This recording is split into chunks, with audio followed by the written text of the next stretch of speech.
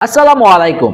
গর্ভাবস্থায় মাদের একটু বাড়তি যত্ন নিতে হয়, তাদের খাবারের প্রতিও আমাদের বিশেষ লক্ষ্য রাখতে হয়। আজকে আমরা গর্ভবতী মাদের সংক্ষিপ্ত একটা খাদ্য তালিকা সম্পর্কে জানবো। 1 নাম্বার, গর্ভাবস্থায় সকালের নাস্তা। সকালবেলা দুধ, ডিম, ওটস বা ফল এই ধরনের খাবার গর্ভবতীদের জন্য খুবই উপকারী। 2 নম্বরে আমরা জানবো সকালে নাস্তার পর ও দুপুরে খাবার আগে মাঝখানের যে সময়টা রয়েছে সেই সময়টাতে গর্ভবতী মারা কি খাবেন।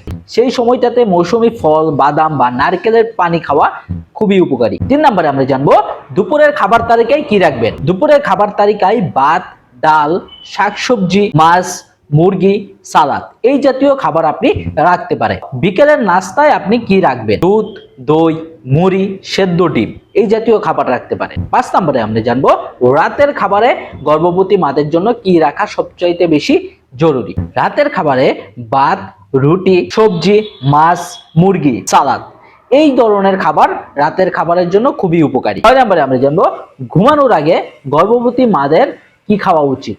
ঘুমানোর আগে গর্ভবতী মাদের জন্য খুবই উপকারী একটি খাবার হচ্ছে 1 গ্লাস গরম দুধ। তাছাড়া প্রচুর পরিমাণে পানি পান করতে হবে, কম তেল ঝালযুক্ত খাবার খেতে হবে, চা বা কফি সীমিত আকারে খেতে হবে, কাঁচা জাতীয় যে খাবারগুলো রয়েছে সেগুলোকে এড়িয়ে চলতে হবে।